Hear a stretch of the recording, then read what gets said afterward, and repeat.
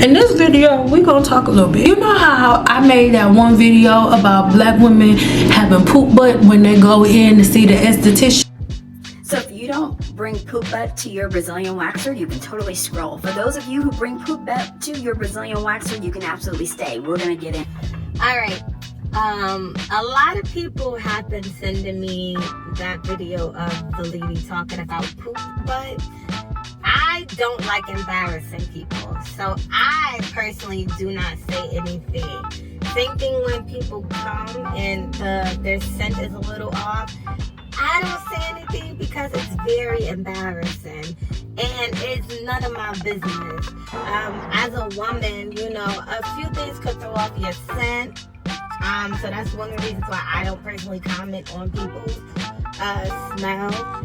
And as far as poop butt goes, I'm just not in the business of embarrassing people.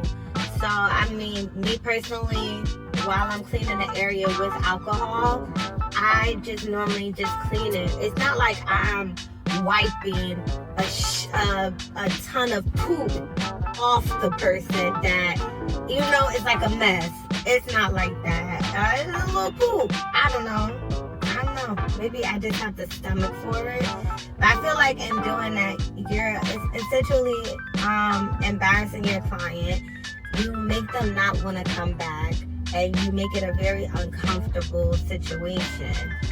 So that's why I don't do it.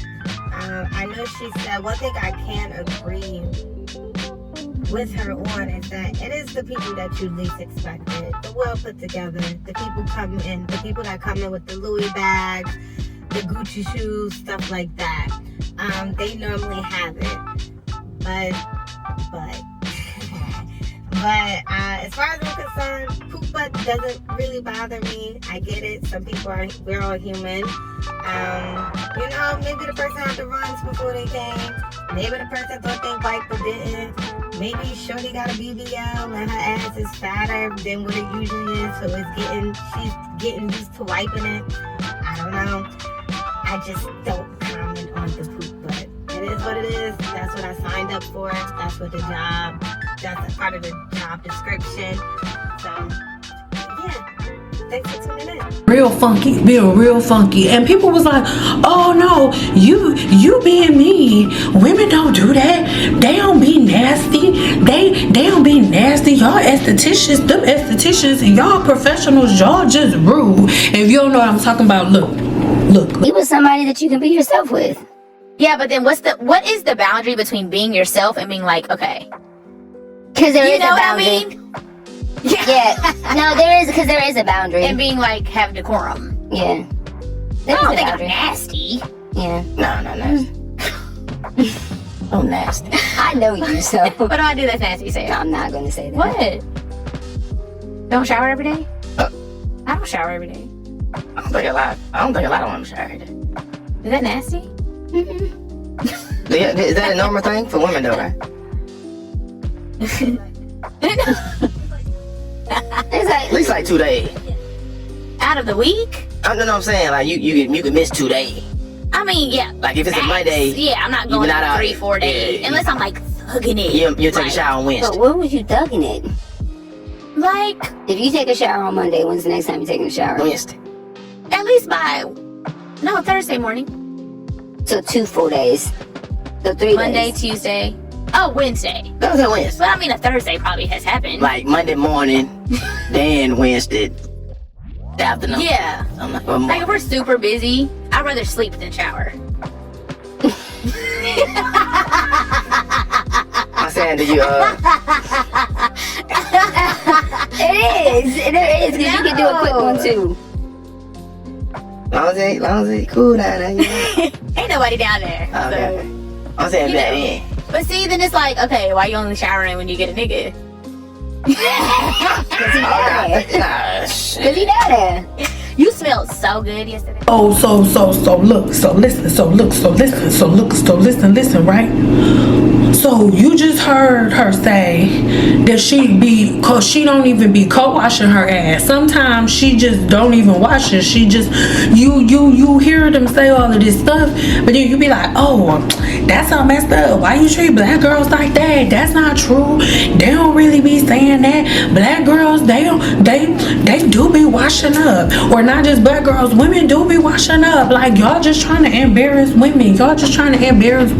Because estheticians were some of the first people to say, hey, like, y'all butt stink. So you saw them say it too. So then now everybody's lying and you don't have no accountability. Now everybody is forced to smell your old funky ass, right? And nobody can say anything about it. And then nobody can have a preference either. Now that we've seen all of that, I'm about to get into a full-fledged rant about hair, right? So I hope that you get some pen, some paper. I hope you have your 7-day challenge journal so you can take some notes in the back if you need to, because we about to go deep. This is ridiculous. Y'all butt stink, y'all hair stink, y'all scalp stink, and can't nobody say nothing to you about nothing. Well, I will. Now, the craziest part about this entire thing is the separation that has happened in the black community when it comes to black women is from professional cosmetologists and trichologists versus Team Natural. And when I say Team Natural, it is just a term that I can use to describe a group of women who think that because their hair is naturally curly that they somehow know the science to the human body without doing any studying. And this is the problem. The thing is, everybody's hair grows, right? Black women, your hair grows, but everybody gets so caught up in the fact that whenever they have their hair in braids, they pull it like this and they see all of this new growth. But the truth of the matter is, this was going to happen whether you had braids in your head or not. But the problem is, most black women cannot retain this length that they're gaining, right? Your hair grows, but guess what? You never see that length, because just as fast as it grows, it falls out whenever you do all of these practices, because your hair is weak. It's always braided. It's growing, but as soon as it comes out of the follicle, it's shampooed early and then put right back in those braids. So your hair has no muscle memory, and the second that you pick up a blow dryer, a comb, or a brush, anything, your hair breaks and it snaps because it's weak. The same way that if you, let's say, broke a bone or something like that, and then you had physical therapy and things of that nature, and you couldn't get up and go and move and things of that nature, you would have to literally learn how to walk again, because your body needs repetition to gain proper patterns and routines. So this is the thing. All black women's hair grows, but the majority of black women cannot retain length. Black women's problem is not hair growth. The problem is length retention, because of your styling practices that you will not let go of. Dirty hair does not equal healthy hair. Your hair does not grow faster because it's dirty. What's actually happening is you are lowering the chances of giving yourself mechanical damage, so you're able to retain length longer because you're not in your head. But there's nothing about dirt and this yeast and this Demodex mite bodies that are on the scalp that is making your hair grow. We're going to break it down a little further, but it's not enough for me to say it. Let's have somebody else say it in a different way. The claim that your hair grows best when it's dirty is a very popular sentiment in many hair care spaces, and on today's episode of Science Says, we're going to be investigating and breaking down the merits of this claim. In order to deconstruct this claim and figure out what the science has to say about it, we're going to be answering the following research questions. The first being, is it true or false that your hair grows best when it's dirty? The second being, if it's false, then why do people think it's true? And then the third question being, in what environment, clean or dirty, does your hair actually grow best? So jumping right in, I have some of the scientific journals that I consulted pasted behind me because I love to read a good scientific journal. I'm going to have them pasted in the comments below so you can do your own investigating as well. But answering question 1 strong, no, your hair does not grow best when it's dirty. In fact, having dirty hair, and more specifically a dirty scalp, can actually be quite harmful for hair growth, can cause dryness, and eventually lead to breakage. This brings us to question 2. If your hair doesn't grow best when it's dirty, then why do a lot of people think that it does? Well, I consulted a lot of scientific journals and statements from dermatologists as well as trichologists being specialists who specialize in the study of the hair and scalp. And they said that it's because people often confuse the benefit of low manipulation of the hair, that being increased hair growth because your hair grows better when it's not being over manipulated or constantly being prone to breakage through excessive styling, with their hair growing better when it's dirty, which is not the case. However, a lot of people think that it is the case because oftentimes when you're not washing your hair, chances are you're not heavily manipulating your hair anyway, so it's easy to see how someone might confuse the two. However, the science says that while your hair does grow best when it's not being overly manipulated, it does not grow best when it's dirty. In fact, having dirty hair can inhibit your hair growth. This brings us to the third question. In what environment does your hair grow best, clean or dirty? Science says clean. And trichologists and dermatologists further recommend that if you want to ensure hair growth, the best way to do that is to make sure that you're properly hydrated and that your hair is properly hydrated. This entails washing your hair regularly and keeping your body properly hydrated. Former wash and go girl here with fine hair strands. I have decided to be a stretched or straight natural. I'm currently wearing mini twists with partial cornrows in the front, no extensions, for nearly a week now, with the intention to go another 3 weeks. After watching this video, I'm considering removing the twist, although in the past my hair has grown longer and fuller with twists on blown out hair. My question is, how do you suggest I maintain or wear my hair before, during, or after exercise or workouts, which can be very intense and sweaty? Do you also hold the same philosophy? This is the thing. It's not a philosophy. This is science of the human body. And the thing is, Black women are the only group of women that wear braids and twists and all of that thing, thinking that that's making their hair longer and healthier. The only group of women that do it. And that's also the reason why Black women are the only group of women that struggle to retain length. Not to grow hair, but to retain length. Now, your twist and all the micros, all of that stuff, if that's what you want to do, fine. I'm so past going back and forth trying to get y'all not to do it. Do what you want to do. But I will say this. Every last woman, I need you to understand, even though I'm retired now, my specialty was correcting the problems that Team Natural women had. And every single client that came and sat in my chair from Team Natural that wore twists and all of those things on a regular basis, yes, they would have hair down their back. Why? Because your hair grows anyway. And your hair being dirty didn't make your hair grow. You having it in twist and not touching it just meant that you weren't able to break the ends off, and so you were able to retain more length. Just because the ends didn't snap off does not mean that they're not broken and damaged, because single strand knots are carried by women who constantly do twists and constantly do wash and goes and who constantly wear the mini twists and the braids. If that's what you want to do, then do it, right? But I need y'all to understand, as a scientist, as a research scientist, my research has shown and been proven that when Black women wear braids constantly, their hair growth cycles are slower, their edges recede, the hair follicle gets weaker and weaker and weaker. Moreover, Black women are not the only women with curly hair, and we're not the only women that work out.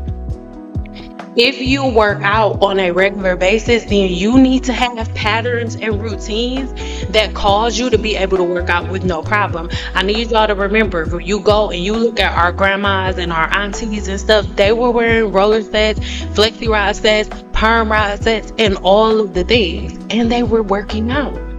So if you're working out, there's a certain pattern and routine that you need to follow. And I don't recommend braids from that perspective, because you have to think about it like this. Most people are asking this question. When you go on YouTube and you type in how to wash, it's going to pop up how to wash wigs, how to wash braids, how to wash the human hair wig, and how to wash your hair. Because whether we want to admit it or not, Black women are not familiar with the proper ways to shampoo their hair. And we're not familiar with the fact that instead of putting products and things of that nature on our scalp, we need to focus on internal practices. internal practices, and that is what my apothecary is all about. But when we get down to the nitty gritty and we really start talking about the bacteria that lives on your scalp, when we talk about the first one, Malassezia yeast, right? This is a fungus that lives on the human scalp, and this is the main one. It thrives on oils and sebum. Sebum is the natural oil that comes from your scalp. But when we're talking about braids and twists, the problem isn't the braids. The problem is the person who has the braids in, because you think that because your hair is braided that now you can skip over all of your hygiene practices. You think that because your hair is braided and you wash it, your hair is clean, and it's not, and you can prove it to yourself. I'm not here to prove anything to you. I want you to do me a favor. Go get a white shirt. This is everybody listening to the sound of my voice. Go get a white shirt, right? And a white shirt that you don't care nothing about, that's already holy. And I want you to cut that white shirt up in 3 little pieces so you can braid it. And then I want you to braid it, right? I want you to braid it. And right before you braid it, I want you to dip those 3 pieces that you cut, that you're gonna braid, I want you to dip them in ketchup. Dip them in ketchup and mustard, okay? Then braid it up. Or braid it up first, because that's how your hair is. Your hair is braided, so braid it up first. And then once it's in a real good braid, those 3 little pieces that you've cut out of that shirt, braid those pieces up and then dip it in ketchup and mustard. And then after you dip it in ketchup and mustard, rub it in there real good. Sit it to the side, let it dry. Don't wash it right off. Let it dry. Make sure it's hard. Let it dry so it can resemble the way that your hair really is. And then once that mixture that you put on that braided piece of cloth, once it's dry, do not undo the braid. Don't undo the braid. Go get some shampoo. Or I don't want you to waste shampoo, so go get like some dishwashing liquid. And then begin to wash that braid that you braided up with that shirt. Wash that the same way that you wash your braid. And then after that, don't undo the braid. It's gonna look real clean, like scrub. But don't, when you have the shirt, you're going to be able to open it up and go in between. Don't do that, because you don't do that with your braids. You don't go in between your braids and open them up. You don't do that. Wash that piece of the shirt exactly like you wash, just like you shampooed your hair or your braids, right? And then sit it to the side, let it dry. And once it's completely dry, unbraid it. And I'm willing to bet money that all of the ketchup, the mustard, whatever it was that you put on, is still gonna be on the shirt, in between the grooves, in between those cracks. And that's the same exact thing that's happening to your hair when you shampoo your hair in braids and twists. It's not clean. The yeast and the bacteria that lives on your scalp, it is still there. It did not go anywhere. So it's not that braids and things of that nature are a problem. Braids are situational hairstyles. Like, you're supposed to have them for 3 weeks and then probably not have them again for like 4 or 5 months. But you guys make it a part of your everyday. I'm gonna wear twists and braids because it makes my hair grow. No, it doesn't. It doesn't make your hair grow. So instead of you having braids that, yeah, you're not touching your hair, so it gives you the illusion that you're retaining length. But did you know that you can just do styles that cause you not to manipulate your hair? Most of the women that y'all buy bundles from, they're only in their hair on the day that they shampoo it and blow dry it, and then flat iron it or roller set it, and then they don't touch it except for when they comb their hair in the morning and before they go to bed. That's it. That's why they're able to retain length, because they're not braiding and twisting and curling and locking and loading and all of the things. And extensions are not the issue. Weaves and braids are not the problem. It is the wearer. The wearer thinks. And the wearer today that I'm talking about is specifically Black women. The wearer thinks that the amount of money that she spends on a service is equal or equates the amount of time that she keeps in a style. And that's just not the truth. I want you to take a picture of all of the different forms of yeast and bacteria that I have here on the screen so you can see what it is, because just like Malassezia yeast, that when it's overgrown, it causes dandruff and seborrheic dermatitis. So don't you think it's funny that all of the women who don't shampoo their hair all have dandruff? Don't you think it's funny that almost every black woman that you walk across or come across tells you they got dry scalp or they got dandruff, and that's why they're looking for oil? Well, it's actually not dry scalp or dandruff. Actually, your skin cell turnover cycle is being thrown off. And you actually have the byproducts, meaning the dead bodies of, or the waste of, all of the different forms of yeast and bacteria that you are letting multiply on the scalp by not properly shampooing your hair.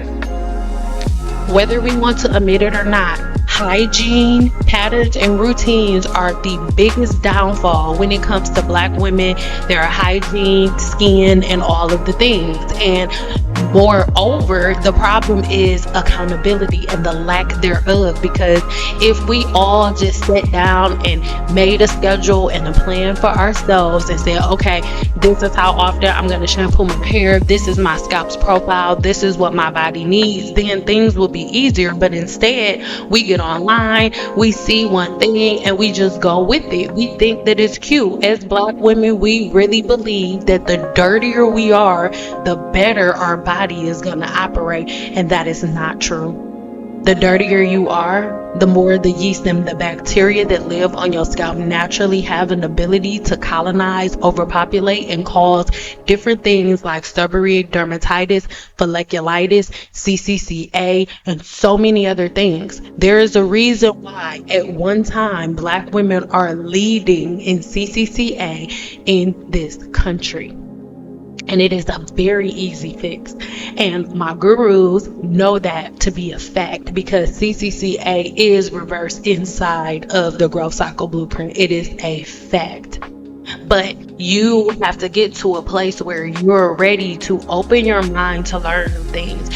I create an easy way for you to get the job done, but you can do it yourself without signing up for any of my courses, my challenges, my ebooks, and things of that nature. You don't have to do that if you don't want to, but what you do have to do is start thinking for yourself. What you do have to do is start using common sense. And I will add all of the video links in the description box below. But as a research scientist and trichologist, I am not in the business of trying to prove the science to you. I'm just not gonna do it. There are so many different things that everybody's running to, instead of running to changing the patterns and the routines, which will lead in prevention. So if your follicles aren't blocked, if your skin cell turnover cycle isn't blocked because you ordered my blue Botanica salve, then you won't have that issue. The skin cell turnover cycle is important, and the only way your skin cell turnover cycle is going to be on track is if you are washing your hair, washing your ass. It's all a part of one system, and we cannot have one part of our body together and then have other parts of our body neglected, but then expect everything to be okay. It doesn't work like that. So I hope that this video helped you to be a little bit accountable.